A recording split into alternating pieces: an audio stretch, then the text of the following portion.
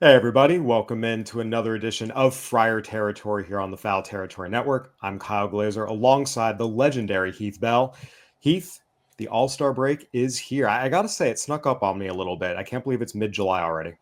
Yeah, it's it kind of stuck up on me too. It's kind of like, man, it's already here. Wow, And honestly, for me, this is the time of year as a fan now. It's like, man, I almost have like there's a week there's no baseball. I don't know what I'm going to be doing with myself. So it's interesting. You got the home run derby and then a baseball game. And then it's like it seems like a week. It's only 2 days, but it seems like there's a week where there's no baseball. So it's a little mind boggling. I might have to watch reality TV. It's actually 3 days now. It used to start back on the Thursday after the break. Now it's the Friday after the break. So get ready to binge watch a lot of Love Island UK. I think that's your show. Yeah, that should be a no. All right, Heath, before we get into it, I just want to remind everyone, come join us over at our chat at Chat BCC. Come talk ball with all the ex-players, hosts of the shows. We're hanging with fans, answering questions, hosting trivia, and running giveaways like 2 free MLB tickets up to a $400 value and a free MLB jersey of your choice. Got a hot take or burning question? Drop it in the chat. We might even feature it on the show. It's free to join. Go to foulterritory.chat and come hang with us. All right, Heath, as we enter the All-Star break, the Padres are going in with a little bit of momentum. They beat the Phillies 2 out of 3 games to win the series. It was their first series win against a team with a winning record since June 6th to 8th when they took 2 of 3 from Milwaukee. So first series win against a team with a winning record in over a month. Overall, 6-4 on the homestand. Not too shabby. Well, I mean, it just boils back to when Tatis is hitting the ball and Jackson Merrill's hitting the ball, the team wins. Those guys started swinging the bat, and that's what happens. We need our. We've been saying for a couple of weeks we need our offense to do well, and those are our big keys to our offense. So you got that, and you got Bogart swinging the bat a little bit. He a couple of hits here and there, and Cronenworth doing the same. So why not win? Actually, Heath, I think the real key was you left town. So, Heath, you were in San Diego for a week. You attended 3 games during this homestand. The Padres went 0-3 the games you were there. They were 6-1 all the games you weren't there. I think it was actually you were the problem. Yeah, I could be the problem. You never know, but I'm going to take credit the 6-0 that I didn't show up either. So if that's the case, I'm 6-3 right now. I'm doing pretty good. In any case, you're exactly right. Once we saw Jackson Merrill get going, Fernando Tatis Jr. get going, even Xander Bogaerts, he's continuing a hot stretch here going into the break. Again, this is still not a great offense. They lost today 2-1. We saw a lot of games where they scored 4 runs, 5 runs. There was not any explosive 8, 9, 10 run games. At the same time, they're doing better. And seeing Jackson Merrill have that 2 home run game, definitely a good sign. We talked about Tatis being so hot. I do think if you're the Padres right now, you're feeling good about yourself going into the break, just where they stand. I do want to ask you how real is it, this idea of momentum going into the break carrying over into the second half? It's not a big thing because you have a whole week off. I mean, honestly, you want to leave on a good note, just kind of like at the season's end, if you're not going in the playoffs, you just think, well, if we can win the last couple games, I could feel good going in the off season to get ready for spring training, but it really doesn't hold a bunch of water. So, I think everybody just says that to kind of keep the momentum. So, I guess you're off for a week that you're not like, oh my gosh, we've been losing games this whole week, and then you come back and your mindset is kind of down. Where if you win, your mindset's up a little bit, but really you got to get it started again, in a week. And that's kind of in baseball. Everybody knows, look at all the teams in the playoffs that have buys. It's tough for them to come out swinging.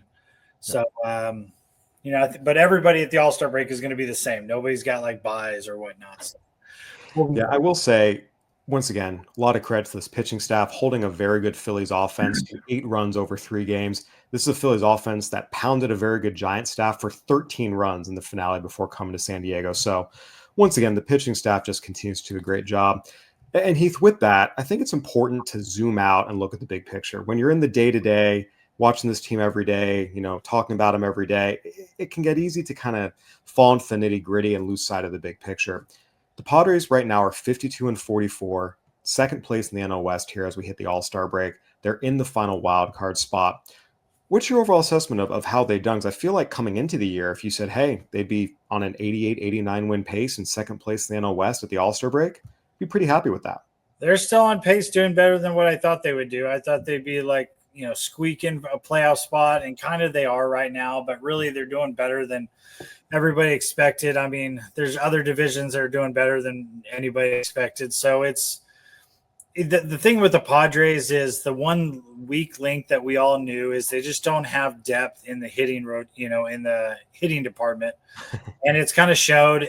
But the thing is I kind of feel like the main guys on this team, if they do hit the ball, I mean, you could probably say it with any team, they're going to win games. And because the pitching staff is capable of carrying them pretty far, but you can't win games unless you score. So if your main guys are not scoring any runs or getting on base, you can't win games. It doesn't matter if your pitching staff pitches a no-hitter. Yeah. So Manny Machado cannot carry the whole team. I mean, you see that in Anaheim, with the Angels. Mike Trout on his best years, it doesn't matter. You can't carry the whole team with just one person. So you got to have a whole team. And the Padres do have, I feel like they've got 4 or 5 guys that can carry the team offensively, but they always got to hit. They always got to get 1 or 2 runs every time they get up to bat. So it's just a little frustrating over the last couple of months because you know how good this team can be, or at least the top of the lineup. And you're like, man, if they could just do it on average, and they just kind of stunk for a little bit, but they're starting to swing the bat, so it's good to see. Yeah, when I look back at what I thought this team would be early in the season, they're kind of exactly what I thought they'd be, a tick better. I had them at kind of that 85, 86 win range. They're more 88, 89 win pace right now. I think what I would say about this team is, in a lot of ways, they're exactly who we thought they were, in that they were going to have, a really, really good bullpen, a rotation that actually did have some depth. We knew there was some starting depth at AAA they could call upon that has been effective, a good top of the lineup and some holes at the bottom of the lineup. And I will say that I think this team's upside is greater than I thought it would be. We saw them just playing so well early that when things are clicking, I think they can get to a level that I admit I didn't think they could quite reach. But it's about consistency. It's about doing it over 162. We saw some really high highs early on, some really, really low lows. But again, I do feel like they are on a little bit of an upswing again going into the break. Again, 6-4 on a 10-game homestand, 1-2 series, split with Arizona, beating a good Phillies team to close it out. And we're seeing Tatis start to hit. Merrill with the 2 home run game. Bogarts, again, has been on fire the last 25 games, and Lord knows the Padres need him to do his thing. Machado is going to be fine. Ariz is going to be fine. I actually do think they are back on the upswing, and they have a chance to add on to it. Coming out of the break, they get 6 games against the Marlins and the Nationals. I actually think the Padres are in a good position right now, as much as we've talked about how bad this offense is and what's not going right. When you zoom out and look at the big picture, they're actually in an okay spot. They're in a fine spot, and the last couple of years they've been a second half team. So, I mean, I'm just waiting for that to happen. And, I think they're fine. I mean, I'm not, like I've told before, Padre fans, don't panic. I know we've had some bad times, whatnot, but don't panic. It's mid-season. It's the dog days. At the end of this month, everybody's going to get out of the dog days, and it's going to be, full tilt until the end of the season. So the last 2 months of the season are going to be, hey, all hands on deck. Let's keep going and let's win every single game. So they'll be fine. We shall see. But once again, that's been the message in the clubhouse and the locker room. Hey, we got in a huge second half run last year. We can do it again this year. Again, actions have to back up the words. But I will say it is important to note, and I've said this before, it bears repeating, this year's team is ahead of where last year's team was at the same point. Again, this was a 500 team a day after the All-Star break last year, 51-51. They're 52-44. So they're in a good spot. Now it's about keeping it up. All right, Heath, we have a lot more to talk about, including your memories of what it was like to be an All-Star and what the Padres' 5 All-Stars in Atlanta can expect this week. And also, today was the first day of the draft. We're going to talk about your draft memories and your unconventional path to the majors. We're going to take a quick break, hear a word from our sponsors, jump right back in. The way to buy, sell, or trade your cards is Arena Club. It is the top marketplace in the biz to get that done. And Kratz, we love the slab pack situation because rolling through a ton of cards, physically opening them, finding all kinds of commons that end up folded or in the garbage is old news. Why not get a slab pack and get a chance at a card worth thousands of dollars? I was a common card. It's okay if you don't get me in your slab pack because you put as little as $25 for a slab pack and you could pull out something that's worth thousands of dollars. And it's a keepsake that you get to like, wait, you know what? It might be worth this much today, but I get to watch the value grow. And right now you can get 20% off your first slab pack or card purchase by going to arenaclub.com/foul and use the code FOUL. That's 20% off your first card purchase or slab pack at arenaclub.com/foul, code FOUL. Welcome back into Friar Territory. Kyle Glaser alongside Heath Bell. Heath, the Padres are sending 5 All-Stars to Atlanta. Second year in a row, they've sent 5 All-Stars, and third time in the last 5 years they've had that many. We're a long way since the days of 1 All-Star year, maybe 2, you and Adrian being kind of the 2 guys who would go. And then after that, it was, oh, hey, Everett Cabrera and Houston Street, kind of just getting your token All-Star in there. I want to ask you, because I think sometimes people denigrate the importance of the All-Star game, being selected as an All-Star. What did it mean to you the first time you were selected as an All-Star? It was a sort of for real moment. I've never was an All-Star in Little League or anything when I was young. So for me to be in the big leagues and be an All-Star was pretty exciting. It was pretty awesome. I mean, I almost had it in 2007 and they said, don't worry about it. Mid relievers don't make it. Yeah. We got 2 this year. And they said just closers make it. So I figured, with Trevor there, I'm not going to make it for a while, and then end up, being a closer 2 years later and making it. So it was kind of like when I said, Christmas morning when you're a kid and you can't wait to go downstairs and see all the presents underneath the tree. That's kind of how it is. Your first one, you're excited. You don't know what to expect, and your head's spinning the whole time. And before you know it, it's all over. So, yeah.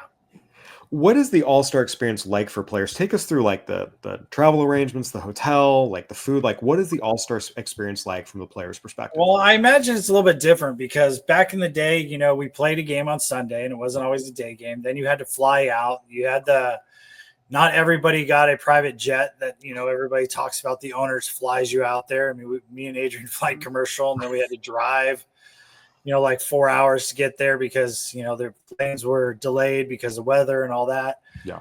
But you basically get there Monday, and you, if you're very fortunate, you can get there Sunday night, but most of the time it's Monday morning or late Sunday night. Yeah. You do a lot of media stuff in the morning. You take a bunch of pictures, then you got to sign 1 million autographs, for your teammates plus MLB and all that stuff. Then you go out for batting practice and you feel like, oh, breath of fresh air. And then it's a home run derby. And now the home run derby is a little bit different, where I've noticed during the home run derby, there's not a lot of players that are not in the home run derby that stick around, just a handful. So they maybe go back, maybe have a dinner or whatnot.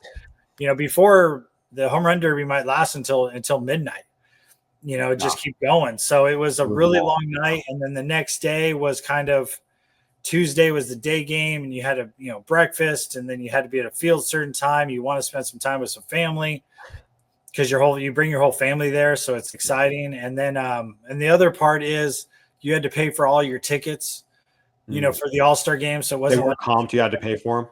So basically, the bonus that we got back in the day is definitely not what they get now. But back in the day, it was just basically pay for your family flight. If I had a big family, so. You pay for all my kids and my wife and my mom and dad and whoever else, there, and put them up in a hotel room and then get them tickets. It was kind of like, man, I don't get any bonus. It was just bonus was bring them. So then, so we're still back in my time. And then Tuesday is the game, and you sometimes you don't really know when you're going to play, especially as a pitcher. And yeah. And then after a while, if you made it a couple times, you tell the manager, hey, if you need to pitch me a batter or nothing, that's fine. Save me for extras. Get these other young guys in there. And then that night, you kind of go out to dinner and you try to maybe spend a little bit of time out in the town and kind of enjoy it. Mm-hmm. And the next day, you had to fly back to your town. And then, if your coach was good, you didn't have to go to practice. And then there was a game on Thursday. So now, they don't have anything until Saturday. So it's almost like Friday. The thing is, you could still have a vacation. I remember you had to go to practice. It was kind of like, we want you to come and at least play catch. Yeah. It wasn't just just relax and just come back whenever and we'll, whatever. It was like, hey, we have a mandatory practice. We know you've already thrown it. If you can make it, we'd really appreciate it. Kind of nudging you to show up. But Yeah, so that's kind of how it is now. Everybody has like a full day that they can recover or whatnot. So I will say, back in the day when you guys went to the All-Star game, you really didn't have a break. It almost felt like it one day off. But that day off, you had a workout at the field. So really, you weren't like just I'm gonna sleep in and do nothing. So it was fun and exciting. I mean, everybody has a great time, and I remember my All-Star games. It was like, gosh, all these people are telling me, oh, you have a great season, this and that, and I'm looking at them going, these are superstars. Going, dude, you know who I am? I'm a nobody. So anyway, it was pretty exciting. Yeah, one of the things I always appreciated covering All-Star games, I was fortunate enough to cover 7 of them.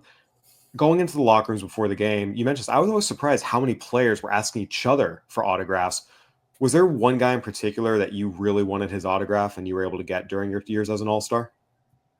I'd say everybody, but no, it was more like Jose Santana was saying, Heath, you're having a great season. And you mean Johan Santana? Johan, sorry. Yeah. And it was just like, Matt Holliday coming to me and saying, man, we're trying to trade for you. So if we can get you, we're probably going to win the World Series, because those 3 years I was an All-Star, I was literally rumored to be traded every year. So it was like people coming up to me, hey, would you love to play in Texas? Would you love to play in St. Louis? Would you love to play? Dude, I'll play anywhere, so it was just more exciting for me that people knew who I was and that I'm doing so well because, like I said, I was a nobody growing up. I played varsity baseball my senior year. I was on the high school team all 4 years, but I just didn't get to play. And then, walked on to community college and walked on to pro ball. So it was, for me to do what I'm doing. And I was with the Mets organization that I love too. And they were telling me I would never have a career in the big leagues, the coaches there. Yeah. And for me to be in an All-Star game was kind of like, see, I told you. So you got the final word in. Was there a player in particular that you were sitting in the locker room being like, holy crap, I am in the same locker room wearing the same jersey as so-and-so? My first year was Trevor Hoffman because he was with the Brewers. Okay. So that was kind of like an awe experience, but it was still my first one. And my dad was still alive, and it was just kind of like, I was, I did press conference and they're like, you can't have your parent with you. And I'm like, I don't give a shit. My dad's going to be there because he had cancer at the time. Yeah. I'm like, he's going to be there. I don't care. And, but it was Trevor Hoffman at my first year. My next year, I think it was, I had a good conversation with Albert Pujols, but I knew him through the minor leagues back in the day, but we never really got to chit chat a whole lot. Yeah. And then there was never really one player. It was more the players were coming to me and saying, wow, you're having another great year. I wish you were at the back end of our bullpen. That's what was more tickle pink to me to anything. Yeah. Was like, man, these other teams, the other guys want me on their team, because me growing up is like nobody ever wanted me. Yeah. So, and here are the best players in baseball wanting you. That is really cool. From the fan perspective, I think the biggest memory most of us have of your All-Star appearances was, of course, running in the bullpen from the bullpen in Arizona, sliding into the mound. But I want to ask you, what is your most memorable All-Star moment? Is it that, or do you have something else? It's funny. So my best memory of the All-Stars was the one in Arizona, but I had friends, the Teicher family came. And they were going camping, and they just happened to be in Arizona at the time. So I got them tickets, and they were just tickled pink. And then I got a message. They were driving home the next day, and their trailer, the like floor dropped out, when they were pulling it home, and they had to pull over the side of the road, and then they went down this dirt road, and they got stuck, and they went down a wrong road, and it was like just this miserable trip that. It was funny to talk about, but they were like, but we got to go to the All-Star game. And, they were on their way home from somewhere and they stopped. And I was like, oh, you guys are in town. Dude, come to the game. I'll get you tickets. And it was, that's kind of my most memorable moment. That or, the first one I had with Adrian Gonzalez where we flew and changed flights and weather and rented a company van. You had to drive from Indianapolis to St. Louis with the way the flight patterns changed. Yeah, Adrian changed the flight so we could stay over in Vegas instead of somewhere else that didn't have a good airport, and that turned out to be a bad decision. But it's all right. I'm telling you, it was more fun just going around with my kids and acting like a big kid, taking a million pictures of everything. And where it was just, it's kind of like a blur. It's one of those, like, was I dreaming? No, but really those are like my best moments. I mean, the slide was great and all that stuff, but it was just moments of hanging out with guys and talking, BSing with them and seeing how's your team doing, how's yours, what you doing. A lot of it was, where do you think you're going to get traded? I was like, I don't know. Let me know so I can just get it over with. And but I wanted to be a San Diego Padre for the rest of my career. It just didn't work out that way. But but I just had a bunch of little different moments like that. Like my dad doing press conference, my dad just sitting right next to me.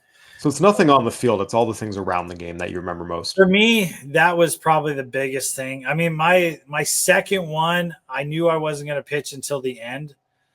And they pitched me in the fifth or sixth inning just for one batter. Yeah. And I got to sit for the last, I think, 3 or 4 innings of the one in Anaheim. Yeah. And that was the most relaxing, where I got to enjoy the game. I got to sit in the dugout because, we're in the bullpen. Yeah. Everybody's like going out there maybe the inning or two before, or they come out there and we're just, it's kind of a bunch of strangers talking because, you never really talk to the relievers from the other team unless you play with them. Yeah. And that time I was sitting in the dugout and I just got to talk to guys and watch the game from kind of be a fan, but I'm in the dugout. Yeah. No. And it's different. A bullpen guy, you ask any bullpen reliever, what's your favorite stadium? And our viewpoint to the stadium is completely different. Most baseball players will see PNC Park because, you look in the outfield. Yeah. We're always in the outfield looking at home. So it's always what stadium looks nice, not what skyline looks nice. So it's a little bit different viewpoint. Absolutely. Well, the Padres are sending 5 All-Stars once again to Atlanta. Manny Machado will start the game for the National League at third base. Fernando Tatis Jr. was elected by the players. Jason Adam, setup man, was elected by the players. Adrian Morejon and Robert Suarez were selected as injury replacements. So 3 of the Padres' big 4 in the bullpen are in the All-Star game. And as you mentioned, for a long time, you really had to be a closer to get selected to the All-Star game as a reliever. We've talked about how dominant this Padres bullpen has been. Seeing 3 of their big 4 get into the game, including 2 of their key setup men, I think it's a really special moment and really just speaks to how dominant this Padres bullpen has been and how it's recognized by everyone around the league, how good it's been. I just think the league has realized, we've always figured out good relievers, and relievers always have do really well there, because I just think the coaching staff does really well. Yeah. They haven't had a bunch of turnovers with pitching coaches over the last 20 years, and I know the pitchers and the coaches that I had, and I've talked to some of the coaches now. There's a big belief system is if you're honest with us, we'll be honest with you. And on some other clubs, it's not that way. If you kind of tell them honest, they use it against you, down the road or something. So it's I just think they all work on the same direction. They're all going, they don't, like when I got traded to San Diego, it was, we don't care what you look like. We just want you to get people out. Where I was in New York, and they actually cared how I looked in a uniform. Yeah. And I used to wear my pants up, and they're like, no, don't do that. Don't wear a camo shirt underneath. I mean, you can't do this, you can't do that, but you go out and pitch too. And then I used to pitch up in the zone, and Rick Peterson didn't like that, my pitch coach at the time either. So yeah, I couldn't win there. And San Diego, they're like, we don't care how you pitch. You can pitch up, down, left, right, throw it underhand, as long as you keep people out. Yep, it all worked out. And once again, it's a special moment for the Padres having 5 All-Stars. And again, second year in a row, they've had that, third time in the last 5 seasons. That's very, very different from what most of Padres history was like. And I think people are realizing the Padres are a good team, and they're just not that, they've got 1 or 2 players. No longer the token All-Stars, the Rondell White making it just to have a guy type of deal. There's an Everett Cabrera. There's no question things have changed. And once again, we'll see how they do. Machado, of course, will get the start. Tatis, I'm sure, will get in the game. And I think it would be fun to see Dave Roberts, funny enough, the Dodgers manager, going with 3 Padres to close it out. Go Morejon the 7th, Adam in the 8th, Suarez in the 9th, if they're in the lead. I think that'd be pretty fun, actually. It would be awesome, because then it'd be like he wants to probably see what the playoffs are going to be like. Showcase the rest of the league. Hey, this is what I have to deal with. This is not fun. So. All right, Heath. Well, there's a lot more to talk about. The first round of the draft was today, as well as the second round of the draft. Talk a little bit about the Padres pick, what your message is to young pitchers as they enter pro ball, and of course, talk about your draft memories, which are a little more unique than some other players. We're going to take a quick break, hear a word from our sponsors, jump right in. Scott, you have a Built Rewards card, right? I do, Kratz. I pay a lot of money in rent, and now I get something for that. There's no cost to join, and just by paying rent, you unlock flexible points that can be transferred to your favorite hotels and airlines, a future rent payment, your next Lyft ride, and much more. When you pay rent through Built, you unlock two powerful benefits. First, you earn one of the industry's most valuable points on rent every month. No matter where you live or where your landlord is, your rent now works for you, and you gain access to exclusive neighborhood benefits in your city. Built's neighborhood benefits are things like extra points on dining out, complimentary post-workout shakes, and much more. Unique experiences that only Built members can access. And when you're ready to travel, Built points can be converted to your favorite miles and hotel points around the world, meaning your rent can literally take you places. So if you're not earning points on rent, my question is, what are you waiting for? Start paying rent through Built and take advantage of your neighborhood benefits by going to joinbuilt.com/foul. That's joinbilt.com/FOUL. Make sure to use our URL so that they know we sent you. Welcome back to Friar Territory. Kyle Glaser alongside Heath Bell. Heath, the draft began today. The Padres had the 25th overall pick, and with it, they chose high school left-hander Kruz Schoolcraft out of Sunset High School in Oregon. 6'8" left-hander, sits mid-90s, been up to 97. Great changeup. Breaking ball still to come, but that's what player development is for. Throws a lot of strikes. You've been a young pitcher going through the minor leagues. You've coached a lot of young pitchers as they're trying to make a career for themselves. What is the message that you give to 18, 19-year-old pitchers once they're entering pro ball? What is the number one thing you would tell them about the journey they're about to go on? First of all, every hitter is going to be really good. And two, you got to hit your spots, because I don't care if you throw 100 miles an hour, you throw it down the middle, they're going to hit it. You have the best curveball in the game, you throw it down the middle, they're going to hit it. It's all about hitting spots now. And you do have to throw, you got to throw your pitches and you got to hit your spots. But the mental part about consistently, especially young guys, because, and especially coming out of high school, those guys just dominate because all the hitters are horrible. Well, just remember, you always faced one guy in your high school league that was really good. Yeah. Now all 9 guys are like that. That's what you have to admit, that you have to go, okay, every hitter can crush me, even the number 9 guy. Yeah. So, and you have to take it step by step and inning by inning. And I just say, try to win every pitch. That's what it is. I tell young guys, try to win every pitch, execute your pitch, then move on to the next one. If you fail, find out. The best pitchers find out within 3 pitches what they're doing wrong. It's 1 or 2 pitches that you throw and you're like, oh, I dragged my arm there, or my leg didn't come up high enough, or something. Let me rephrase myself. The average pitcher does it in 3 pitches. The best pitchers do it 1 or 2. So you just have to focus on hitting your spots and don't change anything. You're this type of player because you got drafted. No. Don't change anything. When you're at your best, you're hitting your spots, even in high school, college, wherever it is that you got drafted. But don't change anything just because you're playing pro ball. The only thing you'd have to change is maybe your mental game. That's it. Just thinking, I'm not as good as everybody. I'm not this stud yet because I'm not in the big leagues, but you have to think you're the stud to get up there. So it's kind of an oxymoron, but the biggest thing for young guys is the hitters are just as good as you, and you're going to have to hit your spots if you're a pitcher. So everyone's draft story is different. The difference between a first rounder versus a 5th rounder versus a 20th rounder is going to be very different. You were drafted in a round that doesn't even exist anymore. You were drafted in the 69th round in 1997 by the Rays. Now, you didn't sign, and we'll get to that in a second. Yeah. But I want to ask, how did you find out you were drafted? Because this is way before, the draft was televised or there's Draft Tracker on the internet. How did you find out you'd been drafted?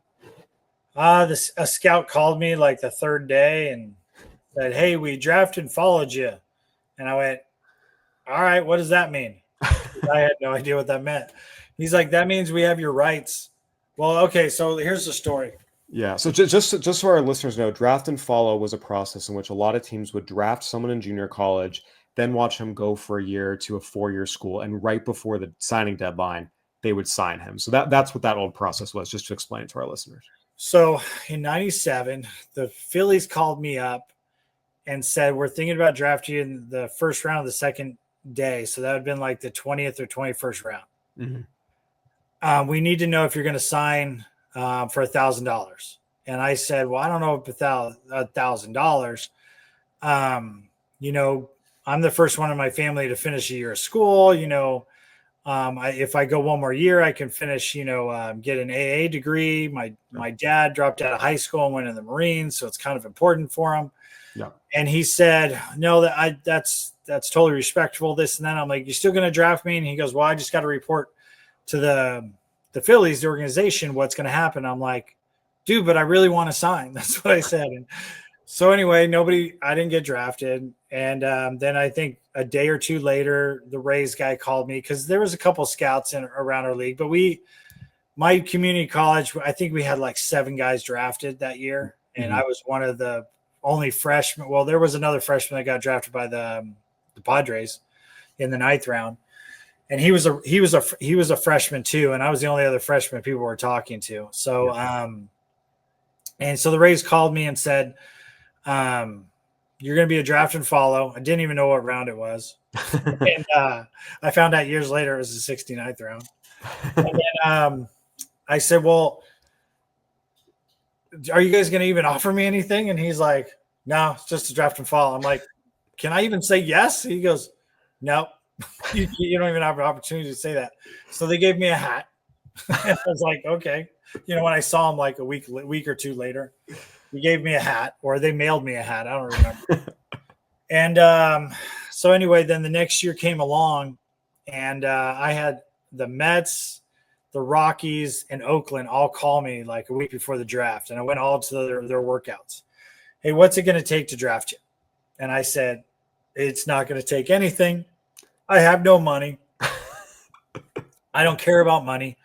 I just want to play pro ball. Yeah. And I did not get drafted, and I was kind of depressed. And the 2nd round, nobody called me. And the 3rd day, I was just miserable. And then it was a couple days later, my sister bugged me to call them back and ask them why. So I called the Mets guy, Bob Miner. I think he just retired this past year or so. And he said, he gave me some BS line, basically said, we feel like you're a big guy that can throw strikes, but no potential. And I was like, okay. And he's like, well, if you really want to play, go be a free, you know, non-drafted free agent, people that are not drafted, you know, people that mid-season need a pitcher or hitter or whatever. And I said, okay, but I was going to a summer ball in Alaska for college. I could go to Alaska or Cape Cod. And everybody said I should go to Cape Cod. And I said, no, I'm going to go to Alaska because when am I ever going to Alaska? You know, I want to see the country. So anyway, so I went up there, and I was up there for 2 weeks. And then Bob Miner called me and said, we didn't draft enough guys because it was the first time that the draft went to 50 rounds. Okay. 98, and nobody signed, and they had 14 guys go to rookie ball, and they needed pitchers. They needed like 8 pitchers and 2 position players. And I don't remember what positions. And they were like, we got $500 for you. You want to come sign? And I was like, sure. So $500 was your signing bonus? Yep. So when I got it at the end of the season of the baseball, I went from Alaska to, I had all this warm clothes, and I go to Tennessee where it's hot. Had no shorts with me or anything. So it was interesting. They paid for your flights at least, right? $500 on a plane ticket? Oh, yeah, on a plane ticket. So I signed my contract literally 30 minutes before the first game. I mean, I went out and took batting practice, BP, and shagged balls and threw balls. And then they were like, Heath, come in here. The trainer did. And I need to sign this contract before I went out there. And anyway, then I paid a bill with my contract when the season was over, when I got my $500 check. So, but that's kind of how the story went. So that's kind of how I technically did get drafted, but I really didn't get drafted. And correct me if I'm wrong, you had a commitment to Cal State Fullerton, right? You were set to go. Yeah, after my freshman year, they gave me a full ride to go to Cal State Fullerton. So I didn't have a school to go to. But you're also talking about potentially joining the Marines like your dad. Wasn't that an option for you as well? Yeah, so the story is, after high school, no colleges were interested in me. And I thought junior college was horrible baseball. I didn't know. I just played baseball. That's all. I didn't pay attention to a bunch of things. I just watched big league games and played my games. And I was like, Dad, nobody's interested in me. I want to, I'm going to enlist in the Marines like you. And he goes, son, all right, tomorrow let's take you down there. And he took me out to breakfast and talked to me and goes, son, just try the community college. Yeah. Just try it out.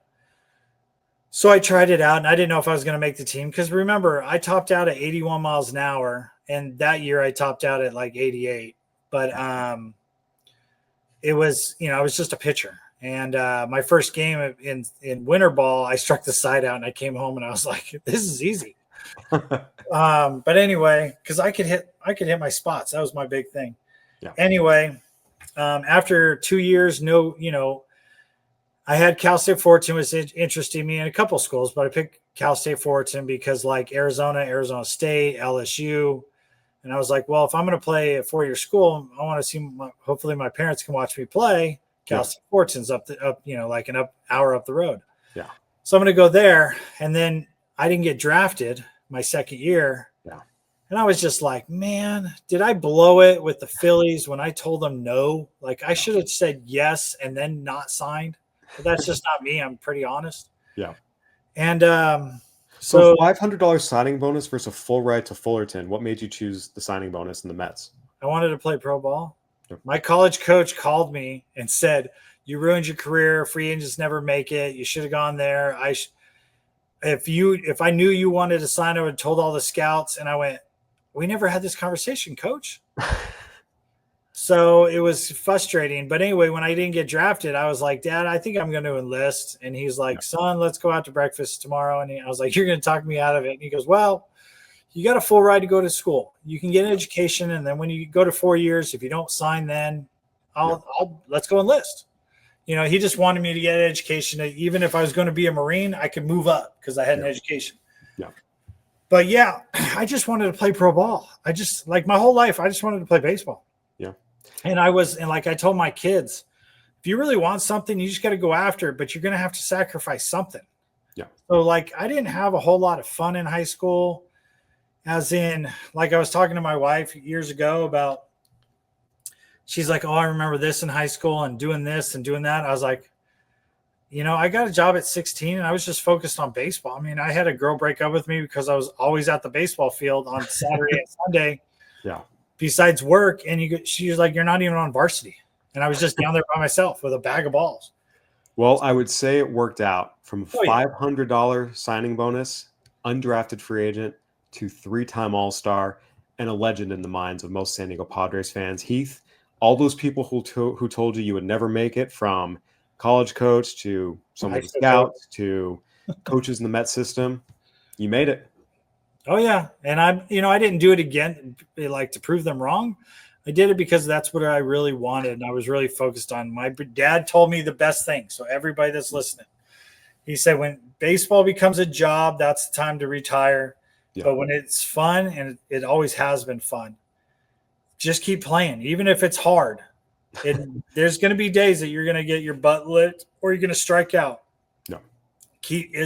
Wake up and go, man, I'm having fun playing. I think that right there is the message for all the draftees who are drafted today. Work hard, but have fun. Remember that you're in a great spot. You're fortunate to be in this position. Make the most of it. Heath, I will say one thing. Wise word from Every drafted guy in the first round, listen to me, please. When you get your bonus check, do not spend a dime of it for 1 calendar year, because I've seen so many guys, and I played with a lot of drafted guys that got multi-million-dollar deals. Yeah. Where literally had a third of their money 1 or 2 years later. Yeah. Spent all of it on cars, that. Yeah. Just dumb things. Don't spend your money for 1 calendar year. Just don't do it. Yeah. Hey, put it in a high yield savings account, let it grow. And before you know it, you'll have a lot more money than even what your signing bonus was. Heath, this has been great. Thank you again for your expertise and insight. We appreciate it as always. And I think the National League is going to win this year. That's what I'm rooting for. All right. Hey, it is the more talented league, so we'll see what happens. This has been another edition of Friar Territory here on the Foul Territory Network. Go ahead and give us a review, like, subscribe. Please, please, please go ahead and subscribe on YouTube. It helps us out big time. Let us know what you think in the comments. Again, we love talking to you. We love hearing from you, and we appreciate you watching and listening. For Heath Bell, I'm Kyle Glaser. See you later this week.